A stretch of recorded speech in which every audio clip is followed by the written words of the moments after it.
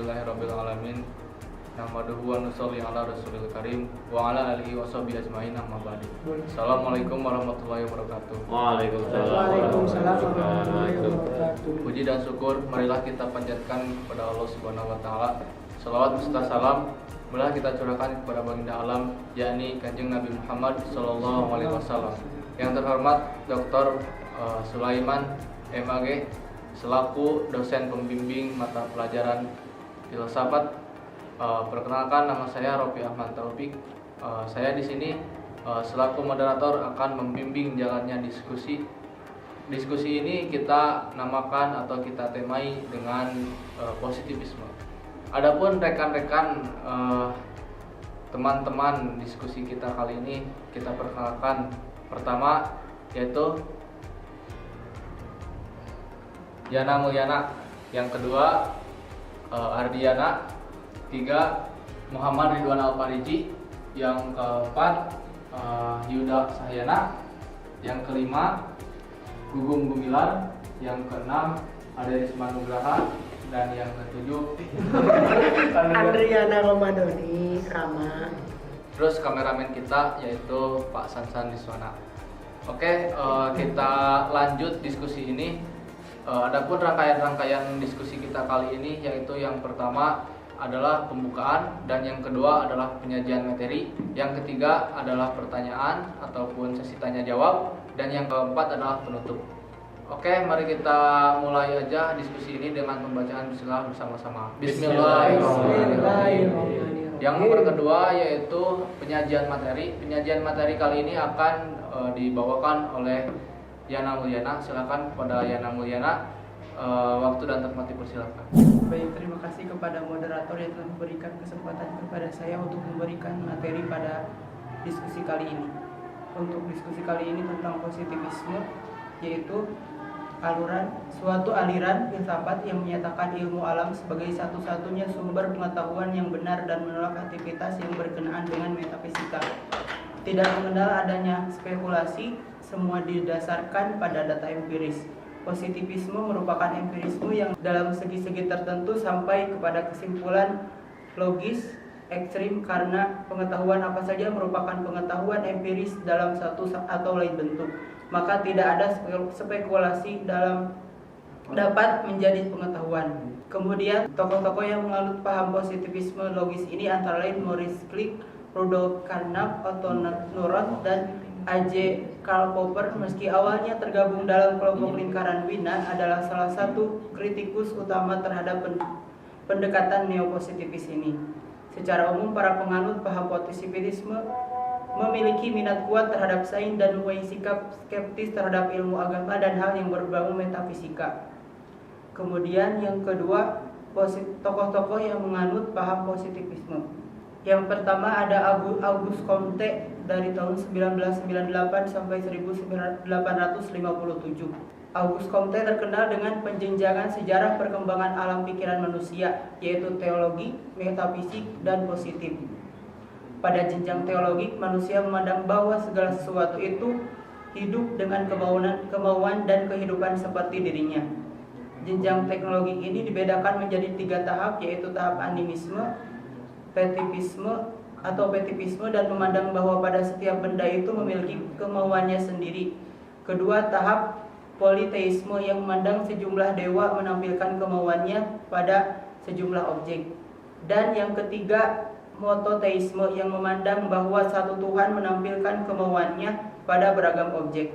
Kemudian yang kedua ada John Stuart Mill dari tahun 1806 sampai 1873. John Stuart Mill memberikan landasan psikologis terhadap filsafat positivisme karena psikologi merupakan pengetahuan dasar bagi filsafat. Seperti halnya dengan kaum positif, Mill mengakui bahwa satu-satunya yang menjadi sumber pengetahuan ialah pengalaman. Karena itu induksi merupakan metode yang paling dipercaya dalam ilmu pengetahuan. Yang ketiga, Hataine dalam tahun 1828 sampai 1893. Ia mendasarkan diri pada positivisme dan ilmu jiwa, sejarah politik, dan kesastraan.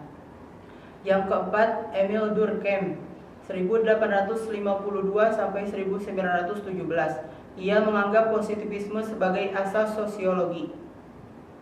Kemudian selanjutnya teori perkembangan. Penganut paham positivisme memiliki minat kuat terhadap sains, juga memiliki sikap skeptis terhadap ilmu, agama, dan hal-hal yang berbau metafisika. Salah satu teori positivisme logis yang paling dikenal adalah teori tentang makna yang dapat dibuktikan, yang menyatakan bahwa sebuah pernyataan dapat disebut sebagai bermakna jika pernyataan tersebut dapat diverifikasi secara empiris. Konsep-konsep yang berkembang dari aliran positivisme antara lain: satu, Fabilisme; yang kedua, Renaissance. Fabilisme diartikan sebagai bentuk relativisme internal bahwa setiap orang membawa kenisbian, tidak mutlak dan tidak menang sendiri. Fabilisme ini ilmu pengetahuan berasal dari dua sumber, yaitu sebagai konsekuensi dari metode ilmu pengetahuan dan dari objek ilmu pengetahuan, yaitu universum alam. Beberapa indikasi metodologis dapat dilihat sebagai alasan dari fabilisme moderat. Yang pertama, peneliti sendiri tidak pernah merasa pasti dengan apa yang dicapainya sendiri. Inilah ciri dasar dari penelitian ilmiah yang selalu diawali dengan keraguan, dan setiap pendapat yang mantap tidak akan mempunyai pemikiran yang tenang, sehingga hasil penelitiannya sekalipun secara bertahap mengkonvergensi kebenaran tidak pernah dilihat sebagai tempat terakhir bagi penelitiannya. Kedua, fokus utama dari penelitian ilmiah adalah verifikasi dan hipotesis. Kemudian yang ketiga, metode yang digunakan adalah metode induksi, sehingga kita membutuhkan fakta-fakta yang luas untuk merumuskan hipotesis. Yang keempat, setiap hipotesis pada dasarnya tidak pasti. Hipotesis dirumuskan sebagai jawaban sementara atas problem, meskipun hipotesis itu merupakan suatu titik tolak yang harus dipegang untuk diuji, maka dirinya sendiri sudah terbuka untuk dievaluasi dan dikoreksi. Dari keempat alasan tersebut dapat dikatakan bahwa pengetahuan ilmiah itu tidak luput dari kekeliruan dan selalu terbuka pada kritik dan perbaikan. Kemudian Renaissance. Zaman ini ditandai secara era kebangkitan kembali pemikiran yang bebas dari dogma-dogma agama. Renaissance merupakan zaman peralihan ketika kebudayaan abad tengah mulai berubah menjadi suatu kebudayaan modern. Manusia pada zaman ini adalah mereka yang merindukan pemikiran yang bebas seperti pada zaman Yunani kuno. Pada zaman ini manusia disebut sebagai animal rasional, karena pada masa ini pemikiran manusia mulai bebas dan berkembang. Manusia mencapai kemajuan atau progres atau hasil usaha sendiri, tidak didasarkan atas campur tangan ilahi. Kemudian untuk materi selanjutnya akan disampaikan oleh Kak Ardi. Kepada Kak Ardi dipersilakan. Terima kasih kepada Yana Mulyana telah memberikan saya kesempatan untuk berbicara. Sekarang saya akan menjelaskan tentang ilmu pengetahuan di era filsafat positivisme. Abad ke-14. Orang Eropa merindukan kebudayaan klasik Yunani dan Romawi yang memungkinkan orang berpikir bebas. Zaman ini berlangsung hingga abad ke-16. Ilmuwan yang berpengaruh besar pada waktu itu adalah Nicolaus Copernicus pada tahun 1473 sampai 1543 di Polandia. Seorang ahli astronomi yang menemukan teori heliosentris, bahwa bukan matahari yang mengelilingi bumi, tetapi bumi dan bulanlah yang mengelilingi matahari. Kemudian Galilei 1546 sampai 1642 di Italia dengan memakai teropong yang lebih sempurna mendukung teori heliosentris, bahkan dapat melihat adanya gunung-gunung di bulan. Kemudian ada juga dari Andreas Vesalius pada tahun 1514 sampai 1564 di Italia meneliti anatomi manusia. Banyak pemberi koreksi pada pendapat Galen yang telah dipakai sejak abad ke-1. Sekian penyampaian materi dari saya akan kembalikan lagi kepada moderator. Kepada moderator dipersilakan. Terima kasih kepada Yana Mulyana dan Ardiana yang telah memaparkan materi tentang positivisme. Untuk selanjutnya yaitu masuk ke ranah sesi tanya jawab. Sesi tanya jawab yang pertama, silakan yang jika ada yang mau ditanyakan rekan-rekan. Izin bertanya, Ya, silakan. bagaimana menurut Anda inti dari positivisme menurut penelitian? Ditunggu jawabannya ya. Silakan rekan-rekan, jika ada yang mau menjawab pertanyaan dari Kang Andriana, silakan. Izin menjawab pertanyaan Adriana. Ya, silakan. Secara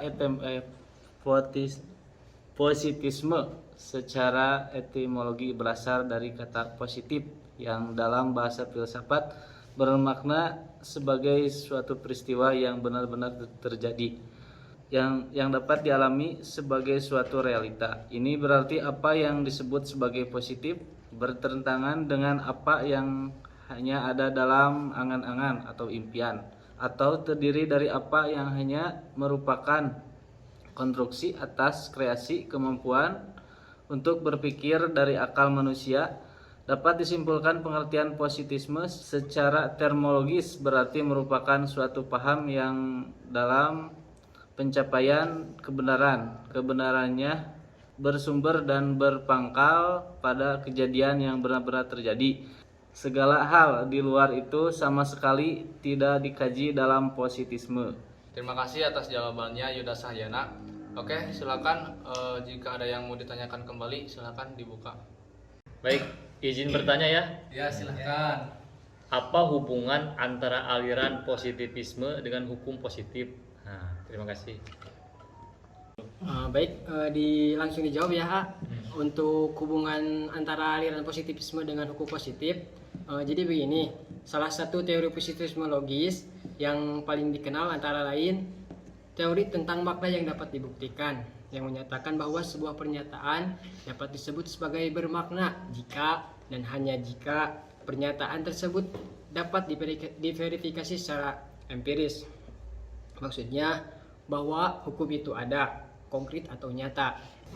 Mengacu pada istilah positif inilah, maka untuk hukum yang eksis saat ini, yang ada dalam peraturan perundang-undangan ataupun berlaku pada suatu masyarakat dalam suatu wilayah tertentu disebut hukum positif karena hukum tersebut dapat diverifikasi keberadaannya. Sekian jawaban dari saya. Silakan bisa dilanjut kepada moderator. Terima kasih kepada Muhammad Ridwan Al-Fariji atas jawabannya. Oke, silakan jika ada yang mau ditanyakan lagi, satu kali lagi ya, jangan banyak-banyak. Kalau saya izin bertanya, untuk Ayana ya tadi penyampaian materi ya. Apa alasan yang melatar belakangi munculnya atau lahirnya aliran filsafat positivisme itu? Sekian. Baik, saya akan mencoba menjawab pertanyaan dari Kak Gugum. Untuk jawabannya, paham positivisme muncul karena beberapa sebab yang ditimbulkan atau melatar belakanginya, diantaranya satu, ketidakpuasan terhadap dominasi positivisme, terutama terhadap latar belakangnya yang naturalistik dan deterministik. Yang kedua, reaksi terhadap kepercayaan akan apa yang disebut sebagai kemajuan progres abad ke-19. Alhamdulillah, terima kasih kepada teman-teman sudah melaksanakan sesi tanya jawab dengan baik. Oke, yaitu yang terakhir kesimpulan. Jadi pada dasarnya positivisme adalah sebuah filsafat yang meyakini bahwa satu-satunya pengetahuan yang benar adalah yang didasarkan pada pengalaman aktuali fisikal. Pengetahuan demikian hanya bisa dihasilkan melalui penetapan teori-teori melalui metode saintifik yang ketat. Yang karenanya spekulasi metafisis dihindari. Positivisme dalam pengertian di atas dan sebagai pendekatan telah dikenal sejak Yunani kuno. Terminologi positivisme dicetuskan pada pertengahan abad ke-19 oleh salah satu pendiri ilmu sosiologi, yaitu Auguste Comte. Comte percaya bahwa dalam alam pikiran manusia melewati 3 tahapan historis, yaitu teologi, metafisik, dan ilmiah. Mungkin sekian kesimpulan dari kami. Selanjutnya yaitu penutup. Kita tutup aja diskusi kali ini dengan doa kifarah majlis. Subhanallah bihamdihi, subhanallah bihamdika, syadallah, Assalamualaikum warahmatullahi wabarakatuh.